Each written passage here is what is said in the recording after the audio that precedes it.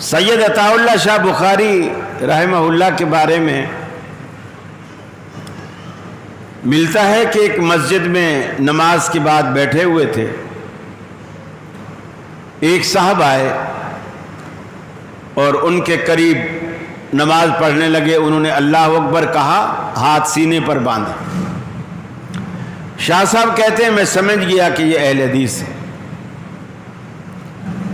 وہ گیا تو دوسرا آ گیا، اس نے اللہ اکبر کہا اور پیٹ پہ باندھ دیے۔ میں سمجھ گیا کہ یہ حنفی ہے۔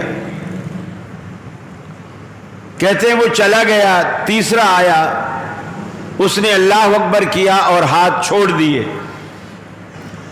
میں سمجھ گیا کہ یہ شیعہ ہے۔ کہتے ہیں چوتھا شخص آیا، اس نے اللہ اکبر کہا اور دونوں ہاتھوں کی انگلیاں آپس میں یوں پھنسائیں اور گردن کے پیچھے ایسے ڈال دی۔ تو میں پریشان سوچ سوچ کے میرا سر چکرا گیا کہ یہ کون سا مسلک ہے۔ میں باقی سب کو جانتا ہوں، لیکن گردن میں ہاتھ ڈالنے والا مسلک میرے سامنے پہلی مرتبہ آیا ہے، میں ان کو نہیں جانتا۔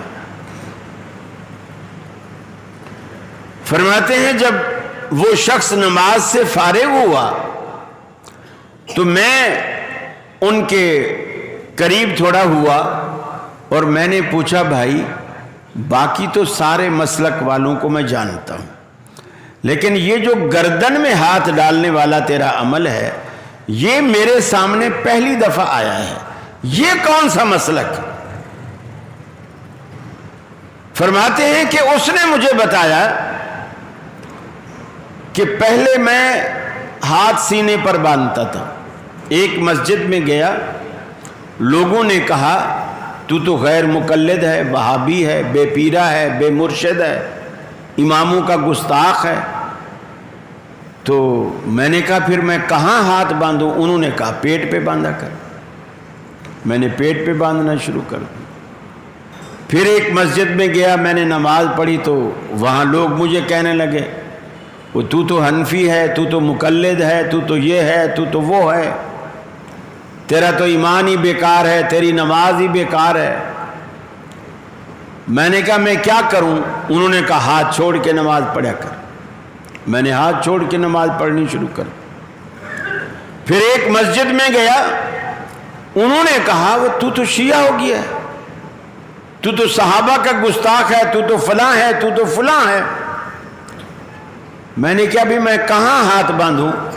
انہوں نے کہا سینے پہ باندھا کر۔ تو میں نے کہا سینے سے تو میں چلا تھا،